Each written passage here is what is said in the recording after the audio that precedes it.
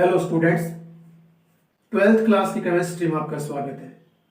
हम लेसन पढ़ रहे हैं हेलो एल्केन और हेलो एरिन, जो कि हमारा 10वां चैप्टर है और उसमें हमारा टॉपिक चल रहा है पॉलीहेलोजन। और पॉलीहेलोजन मैं बता चुका हूं कि वे यौगिक जिनमें कार्बन के साथ एक से अधिक हेलोजन जुड़े हुए होते हैं पॉलीहेलोजन कहलाते हैं। कार्बन के साथ एक से अधिक हेलोजन जब जुड़े हुए होते हैं तो उन यौगिकों को पॉलीहेलोजन कहते हैं। और आज का जो हमारा पॉलीहेलोजन है उसमें तीसरे नंबर पर आता है ट्राई आयोडोमेथेन। तो आज हम एक पॉलीहेलोजन ले रहे हैं और जिसे बोलते हैं ट्राई आयोडोमेथेन। ट्राई आयोडोमेथेन। तो इसका सामान्य सूत्र CH3 होता है।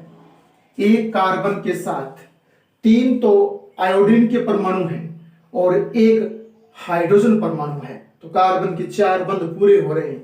इस प्रकार से यूं देखिएगा, कार्बन के 4 बॉन्ड होते हैं तो 4 बॉन्ड में से 3 पर तो I लगा, यानी यहां मैं यूं इस प्रकार I लिख दूं और एक पर H लगाए, इकट्ठा करके लिखूं तो बनेगा CH3। इसे ट्राई आयोडोमेथेन कहते हैं।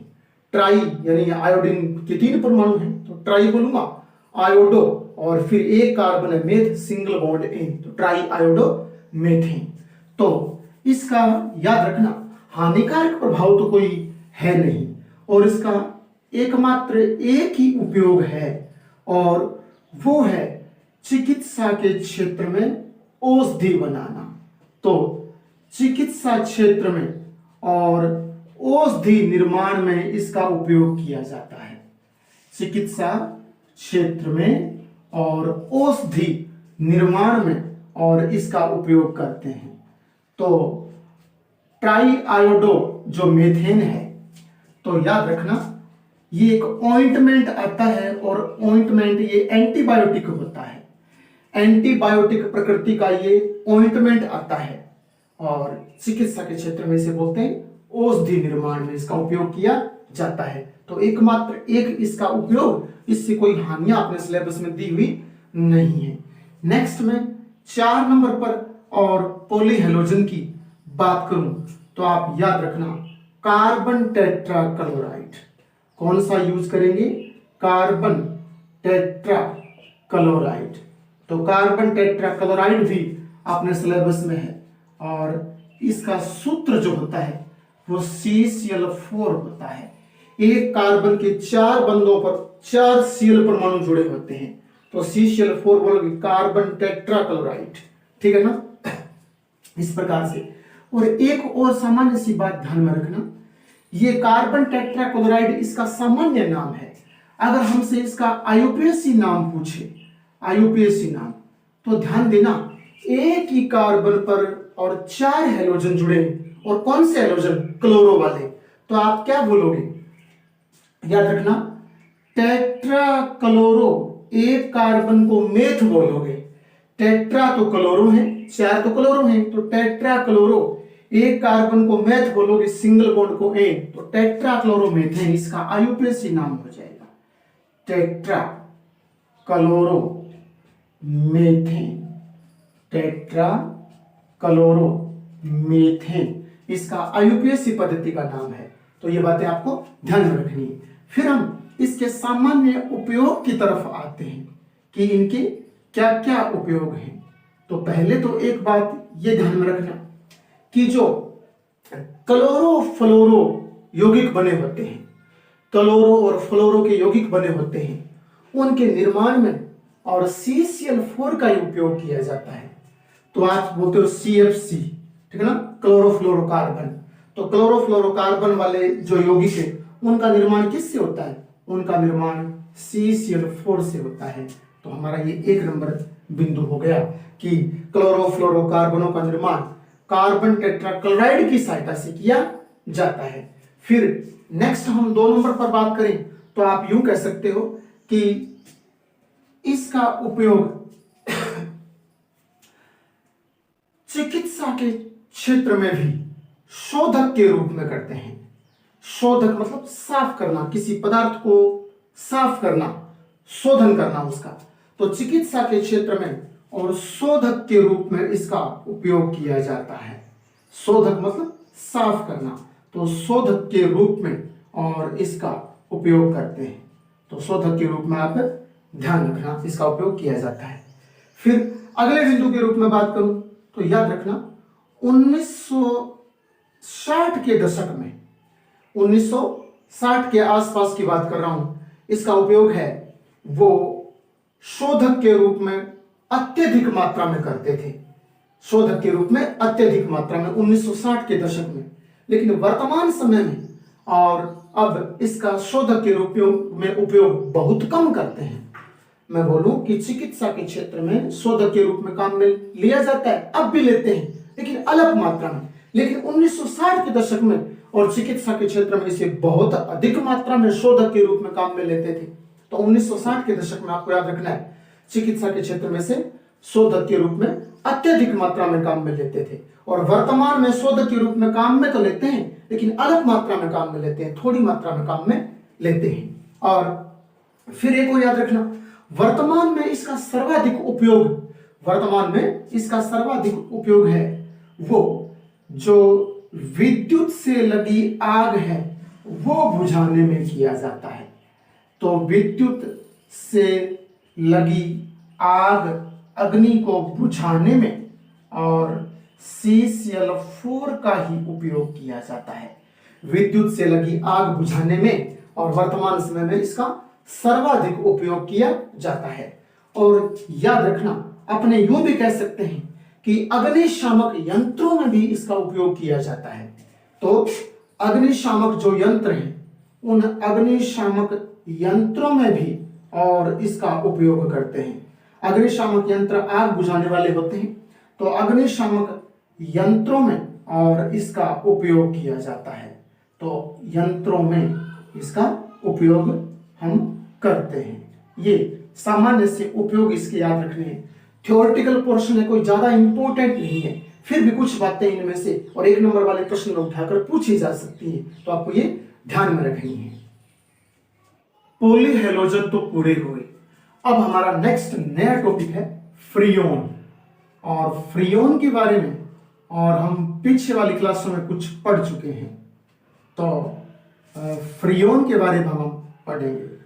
तो ये हमारा नया टॉपिक है फ्रियोन्स। तो फ्रियोन पहले बताऊं कि फ्रियोन होते क्या है। क्लोरोफ्लोरोकार्बन से बने हुए यौगिकों को फ्रियोन कहा जाता है। यानी याद रखना, आप इनमें क्लोरो भी काम में लोगे, आप इनमें फ्लोरो भी काम में लोगे। और क्लोरो और फ्लोरो किसके साथ जोड़ोगे? कार्बन के साथ जोड़ोगे, क्योंकि कार्बन के 4 बॉन्ड होते हैं, तो क्लोरो और फ्लोरो कार्बन पर जुड़ जाएंगे। तो क्लोरो, फ्लोरो और कार्बन से बने हुए यौगिकों को फ्रियोन कहा जाता है। और फ्रियोन याद रखना, रेफ्रिजरेटर में और एयर कंडीशनर में प्रशीतक पदार्थ के रूप में काम में लिए जाते हैं। अगर हमें पूछे इसके उपयोग के बारे में तो वहां हम जिक्र करेंगे इन बातों का। पहले कुछ सामान्य बात हम और जान लेते हैं, ठीक है ना। वो ये कि ये फ्रियोन जो होते हैं वो अत्यधिक स्थायी होते हैं। फ्रियोन अत्यधिक स्थायी होते हैं, यानी जब एक बार फ्रियोन का निर्माण कर लिया जाता है तो फिर ये विघटित नहीं हो पाते हैं, तब हम बोलते हैं कि अत्यधिक स्थायी होते हैं। और याद रखना, आपके असंक्षारक प्रकृति के होते हैं। असंक्षारक याद रखना, एक होता है संक्षारक कोरोजन और एक होता है असंक्षारक नॉन कोरोजन। तो संक्षारक का अर्थ होता है कि जब भी हमारी त्वचा के संपर्क में आए तो त्वचा के ऊपर फफोले उत्पन्न कर देना, छाले उत्पन्न कर देना। तो त्वचा के संपर्क में आने पर अगर कोई पदार्थ उस त्वचा पर छाले उत्पन्न कर देता है, फफोले उत्पन्न कर देता है, तो हम उसे संक्षारक बोलते हैं। लेकिन ये तो असंक्षारक होते हैं, यानी त्वचा को कोई नुकसान नहीं पहुंचाते हैं, हमारी चमड़ी को कोई नुकसान नहीं पहुंचाते हैं, तो असंक्षारक प्रकृति के होते हैं। और याद रखना, नॉन टॉक्सिक होते हैं। नॉन टॉक्सिक का अर्थ है अविषालु। अविषालु यानी जहरीले नहीं होते हैं। विषालु तो क्या होता है? विषालु होता है टॉक्सिक, जहरीला पदार्थ, और अविषालु यानी नॉन टॉक्सिक, जो जहरीले नहीं होते हैं। तो ये जहरीले नहीं होते हैं, इसे हम बोलते हैं अविषालु। तो अत्यधिक स्थायी होते हैं, असंक्षारक होते हैं, अविषालु होते हैं। और याद रखना, तरल और गैस, ठीक है ना, तरल यानी लिक्विड बोलोगे, और गैस दोनों रूपों में पाए जाते हैं। तरल और गैस दोनों रूपों में पाए जाते हैं। और ये याद रखना कि फ्रियोन एक बारा जो होता है, कौन सा फ्रियोन? पर्टिकुलर फ्रियोन जो बारा है, इस फ्रियोन बारा का उपयोग उद्योगों में सबसे अधिक किया जाता है। फ्रियोन बारा है, इसका उद्योगों में सबसे अधिक उपयोग होता है। तो उद्योगों में इसका उपयोग किया जाता है, यह भी बात आपको ध्यान में रखनी है। फिर हम फ्रियोन के उपयोग की बात करते हैं। तो उपयोग में सामान्य सी बात है, आपको ध्यान में रखनी है, कोई ज्यादा इंपॉर्टेंट है नहीं। आप बोलोगे कि विभिन्न प्रकार के फ्रियोन का उपयोग रेफ्रिजरेटर और एसी, एयर कंडीशनर, एक तो आप फ्रिज बोलोगे, ठीक है ना, रेफ्रिजरेटर फ्रिज, और एक एसी यानी एयर कंडीशनर, इन दोनों में प्रशीतक पदार्थ के रूप में, कौन से पदार्थ के रूप में? प्रशीतक, कूलेंट यानी कूल करने वाला, ठंडा करने वाला, तो कूलेंट के रूप में, प्रशीतक पदार्थ के रूप में, और हम इनका उपयोग करते हैं। तो एसी और फ्रिज में प्रशीतक पदार्थ के रूप में कौन काम में लिए जाते हैं? आप बोलोगे फ्रियोन काम में लिए जाते हैं, ठीक है ना। और एक और याद रखना, अक्रिय विलायक, यानी आप किसी पदार्थ को घोलना चाहते हो तो आप ऐसा विलायक लो जो उस पदार्थ को घोल ले परंतु उस पदार्थ के साथ क्रिया ना करे, तो अक्रिय विलायक के रूप में और फ्रियोन ही काम में लिए जाते हैं। क्योंकि फ्रियोन मैंने अभी बताया ये तरल रूप में भी होते हैं, गैस रूप में भी होते हैं। जब तरल रूप में होते हैं तो तरल के रूप में होते हैं तो इनमें कोई पदार्थ है वो घोला जा सकता है, लेकिन ये फ्रियोन उस घोले जाने वाले पदार्थ के साथ क्रिया नहीं करते हैं, बल्कि उसे घोल तो लेते हैं, क्रिया नहीं करते हैं, तो हम उसे कहते हैं अक्रिय विलायक। तो अक्रिय विलायक के रूप में भी और फ्रियोन है वो काम में लिए जाते हैं। फ्रियोन के हानिकारक प्रभाव, तो हानिकारक जो प्रभाव है उनकी हम यहाँ व्याख्या करते हैं।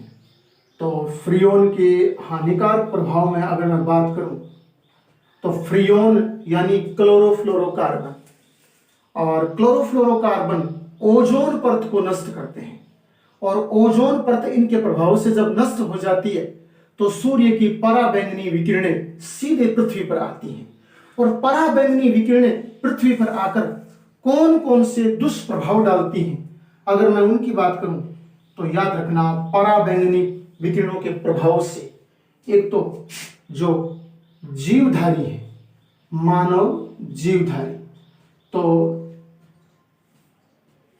जीवधारियों में मोतियाबिंद, कौन सा रोग? मोतियाबिंद जो रोग है उसमें वृद्धि होने लगती है। यानी जिन लोगों को मोतियाबिंद रोग पहले से ही है और ओजोन परत के नष्ट हो जाने से आने वाली पराबैंगनी विकिरणों के प्रभाव से वो मोतियाबिंद रोग और बढ़ने लगता है, उसमें वृद्धि हो जाती है। और दूसरा, इसी में बात करूं तो पराबैंगनी विकिरणें जीवधारियों में कैंसर भी उत्पन्न करती हैं, त्वचा का कैंसर हो जाता है। तो जीवधारियों में और ये पराबैंगनी विकिरणें कैंसर उत्पन्न करती हैं, ये सामान्य सी बात आपको ध्यान में रखनी है। और जो यहां प्रकृति में वनस्पति है, प्रकृति की जो वनस्पति है वो वनस्पति नष्ट होने लगती है, प्रकृति की वनस्पति है वो नष्ट होने लगती है। किसके प्रभाव से? पराबैंगनी विकिरणों के प्रभाव से प्रकृति की वनस्पति नष्ट होने लगती है। फिर नेक्स्ट मैं बात करूं तो मैं यूं बोल दूंगा, समुद्र में और कुछ सूक्ष्म जीव होते हैं, वो सूक्ष्म जीव प्रकाशिक क्षेत्र में पाए जाते हैं। यानी जहां सूर्य का समुद्र में प्रकाश पहुंचता है उस क्षेत्र को हम प्रकाशिक क्षेत्र बोलते हैं, ऑप्टिक जोन। और उस ऑप्टिक जोन, उस प्रकाशिक क्षेत्र में कुछ सूक्ष्म जीव पाए जाते हैं जिन्हें हम प्लावक कहते हैं, प्लैंकटन, जिन्हें हम क्या बोलते हैं, प्लावक यानी प्लैंकटन बोलते हैं। तो वो प्लैंकटन और पराबैंगनी विकिरणों के प्रभाव से नष्ट होने लगते हैं। यानी ये प्लावक जो होते हैं, प्लैंकटन जो होते हैं प्रकाशिक क्षेत्र में, समुद्र में, इनको बड़े जो जीव हैं वो खाते हैं। तो उनकी खाद्य श्रृंखला को बनाए रखने के लिए प्लैंकटन का वहां समुद्र में होना बहुत अनिवार्य है। लेकिन ये प्रकाशिक क्षेत्र में पाए जाते हैं और प्रकाशिक क्षेत्र में जो पराबैंगनी विकिरणें पहुंचती हैं तो उन पराबैंगनी विकिरणों के प्रभाव से ये प्लावक यानी प्लैंकटन नष्ट हो जाते हैं। तो प्लैंकटन की संख्या, प्लावक की संख्या, उनमें कमी आने लगती है पराबैंगनी विकिरणों के प्रभाव से। फिर आप अगला नेक्स्ट बिंदु उसमें यूं कह सकते हो कि पराबैंगनी विकिरणें ही वो मनुष्य की रोग प्रतिरोधक, कौन सी क्षमता, मनुष्य की रोग प्रतिरोधक, रोगों से लड़ने की क्षमता, उसको नष्ट कर देती है। पराबैंगनी विकिरणें, उनकी बात कर रहा हूं कि वो मनुष्य की जो रोग प्रतिरोधक क्षमता है उस रोग प्रतिरोधक क्षमता को नष्ट कर देती हैं। कौन? पराबैंगनी विकिरणें।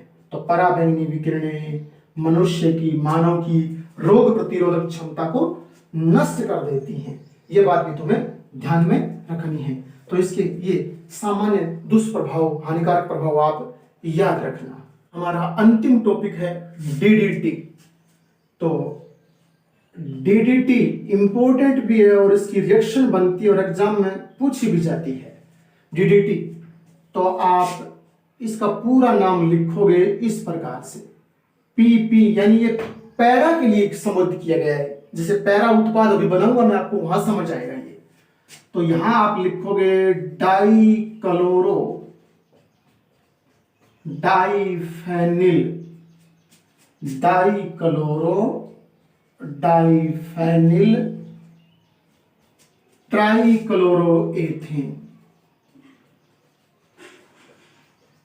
ट्राइक्लोरोएथेन, ये आपके डीडीटी का पूरा नाम है। ठीक है ना। तो इसमें मैंने पी लिखा है, फिर पी डैश लिखा है, कोई फर्क नहीं है, डैश आप यहां पर ले सकते हो। अभी संरचना बनाऊंगा तो वहां पता चलेगा कि ये पी और पी डैश क्या है, पैरा पोजीशन है। डाइक्लोरो डाइफेनिल ट्राइक्लोरोएथेन इसका हम बोलते हैं। आप इतना नाम भी बोल सकते हो, वो भी सही है।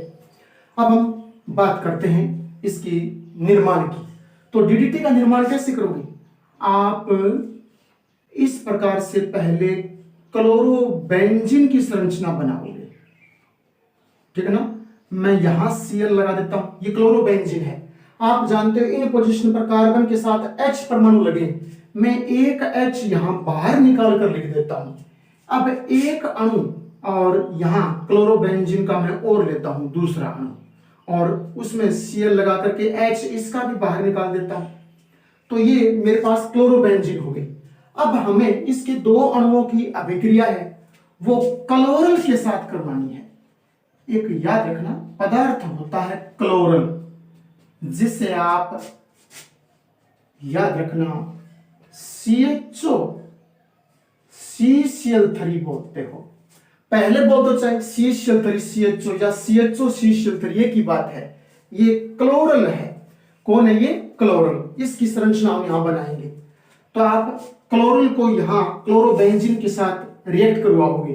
तो मैं प्लस का निशान कर देता हूं और यहां इस प्रकार से मैं लिख देता हूं। यानी मैंने CHO को केवल यहां इस प्रकार से यूं लिख दिया, अगर आपको समझ आ रहा है तो। CHO O के दो बॉन्ड होते हैं, मैंने O के दो बॉन्ड पूरे कर दिए। कार्बन के 4 बॉन्ड है तो 2 बॉन्ड तो यहां बन गए, एक H के साथ बन रहा है और एक मैं यहां यूं लगा देता हूं आपके CCl3। चलो CCl3 को मैं यूं कर लेता हूं आप लोगों को समझाने के लिए कि मैं बिखेर कर लिख देता हूं ताकि आप कंफ्यूज नहीं हो, आपको कार्बन के 4 बॉन्ड दिखाई दे। ठीक है ना। तो ये तो CHO है, यहां से लेकर के CHO यहां लिख दिया, आगे लिख दिया मैंने CCl3, तो CCl3 पूरा हो गया। तो कार्बन के 4 बॉन्ड हर जगह पूरे हो रहे हैं, ऑक्सीजन के 2 बॉन्ड पूरे हो रहे हैं। अब आपको क्या करना है, इसमें सांद्र H2SO4 डालना है। क्या डालना है, सांद्र H2SO4। तो सल्फ्यूरिक अम्ल जब आप डालते हो तो जल बाहर निकलता है, मैं यहीं पर -H2O कर देता हूं, H2O बाहर निकलेगा और ये वाला H2O बाहर निकलेगा। यहां से H और O इस प्रकार से आप यू निशान लगा लेना ताकि आपको समझ आ जाए कि हमने ये चीज बाहर निकाली है। तो HHO H2O हम बाहर कर देंगे, जो कुछ बच गया हम उसे कंबाइन कर देंगे, हम उसे जोड़ देंगे एक साथ। तो हमारे पास यहाँ ये बेंजीन वलय बच जाएगी और ये Cl बच जाएगा, यहाँ वाली पोजीशन में हम लिख देंगे। तो मैं यहां लिख देता हूं आपको समझाने के लिए, आगे वाला उत्पाद यहां लिख देता हूं, ये हमारे पास बचेगी। तो हमारे पास ये बेंजीन वलय कुछ इस प्रकार से यूं बच जाएगी, यहां Cl पोजीशन है वो लगा देता हूं, ये वाली बेंजीन यहां इस प्रकार से और इसमें इस प्रकार से ये Cl पोजीशन। H तो हट गया, ये H तो O के साथ बाहर हो गए, तो ये वाला बॉन्ड और ये वाला बॉन्ड इस कार्बन के इन 2 बॉन्ड से जुड़ जाएंगे। समझ रहे हो मेरी बात को ना, यहां से H2O तो बाहर निकल गया, तो ये वाला बॉन्ड और ये वाला बॉन्ड, इस एक बॉन्ड से ये वाला बॉन्ड और फिर इस वाले बॉन्ड से ये वाला बॉन्ड यहां जुड़ जाएगा। तो मैं यूं लगा देता हूं कुछ इस तरह से, यहां लिख देता हूं CH, ये वाला CH, ठीक है ना, यहां लगा दिया, 2 बॉन्ड पूरे हो रहे हैं, इधर से 2 बॉन्ड थे, 2 बॉन्ड पूरे हो रहे हैं CH। और बाकी पोजीशन है ना वो सेम की सेम कर देता हूं, कुछ नहीं करना है, मैंने कहा ना जोड़ना है H2O हटा करके, तो जोड़ दिया। अब ये वाला है ना, ये पूरा का पूरा DDT बन गया है। अरे H2O हमने पहले ही बाहर कर दिया, तो यहां प्लस में लिखने की आवश्यकता नहीं है। अब सुनिए, देखिए यहां ये बॉन्ड और यहां ये बॉन्ड, तो ये कार्बन यहां आ रहा है, कहने का ये वाला कार्बन इस कार्बन से जुड़ा है और यहां वाला कार्बन इस कार्बन से जुड़ा है। तो इसके सापेक्ष देखो तो ये वाली पैरा पोजीशन है और इसके सापेक्ष देखो तो ये वाली पैरा पोजीशन है। तो आप जानते हो 2 पैरा पोजीशन है, तो कोई दिक्कत नहीं, एक किसी एक को तो हम P डैश कर लेते हैं, एक को हम P बोल देते हैं, जैसे मैंने लिखा है यहां पर, यानी इसके सापेक्ष पैरा पोजीशन क्लोरो की, यहां इस कार्बन के सापेक्ष ये भी पैरा पोजीशन क्लोरो की, तो 2 एक जैसी आ रही है, तो दोनों में अंतर करने के लिए एक को तो आप पैरा पोजीशन को डैश कर लीजिए और दूसरी को बिना डैश वाली कर लीजिए, कोई सी कर लीजिए। ये वाली बिना डैश की तो ये डैश की हो जाएगी, या फिर ये डैश वाली पोजीशन तो ये बिना डैश की हो जाएगी। तो ये पैरा डैश और पैरा, और कौन है, क्लोरो। तो आप ध्यान देना, ये पैरा में क्लोरो आ रहा है तब ये पैरा पोजीशन दर्शाई गई है। तो अब मैं इसका नामकरण करूंगा, तो सुनना कैसे बनेगा, ये देखिए, पहले ये क्लोरो कहां है, इसके सापेक्ष ये क्लोरो पैरा में और ये क्लोरो भी पैरा में, तो मैं बोलूंगा P डैश P या फिर P डैश P, पहले कोई सा बोल तो कोई फर्क नहीं है, P और P डैश, फिर उसके बाद में डाई क्लोरो, देखो बेंजीन पर और क्या लगा है, die chloro, 2 chloro die chloro, ये बेंजीन कौन है, फेनिल है, डाई क्लोरो डाई फेनिल, ठीक है ना, पैरा में ये क्लोरो है तो बोलूंगा PP क्लोरो डाई फेनिल, समझ गए ना। तो आप बोलोगे डाई क्लोरो डाई फेनिल, तो डाई क्लोरो है, डाई फेनिल है, और फिर उसके बाद में ट्राई क्लोरो है, 3 क्लोरो है इस पर, तो ट्राई क्लोरो है। उसके बाद में एक और 2 कार्बन है, 2 कार्बन को आप एथ बोलते हो, तो एथेन आ गया ना, एथ सिंगल बॉन्ड एन, तो एथेन, तो फिर क्या बन गया, PP di chloro di phenyl tri chloro ethane, इसका IUPAC नाम है। तो ये आपको ध्यान रखना है, इंपॉर्टेंट है DDT। और एक बात ये भी बता देता हूं, अच्छा प्रश्न बनता है, DDT कीटनाशी पदार्थ होता है, कवकनाशी नहीं है, शाकनाशी नहीं है, ठीक है ना, कीटाणुनाशी नहीं है, बल्कि कीटनाशी पदार्थ है। DDT एक कीटनाशी पदार्थ होता है, एक कॉम्पिटिटिव एग्जाम में पूछा गया प्रश्न है। और याद रखना, इसके कीटनाशी प्रभाव की खोज पोल मूलर ने की थी, इंपॉर्टेंट बात है। कौन सा, आपके वैज्ञानिक पोल मूलर। तो पोल मूलर ने 1939 में इसके कीटनाशी प्रभाव की खोज की, यानी बताया कि यह कीटनाशी होता है, तो 1939 में पोल मूलर ने बताया। और पोल मूलर ने यह बताया 1939 में कि कीटनाशी होता है। इस कार्य हेतु पोल मूलर को 1948 में नोबेल पुरस्कार दिया गया। कौन सा पुरस्कार दिया गया, नोबेल पुरस्कार 1948 में दिया गया। किस बात के लिए? पॉल मुलर ने इसके कीटनाशी प्रभाव की खोज की थी इसलिए।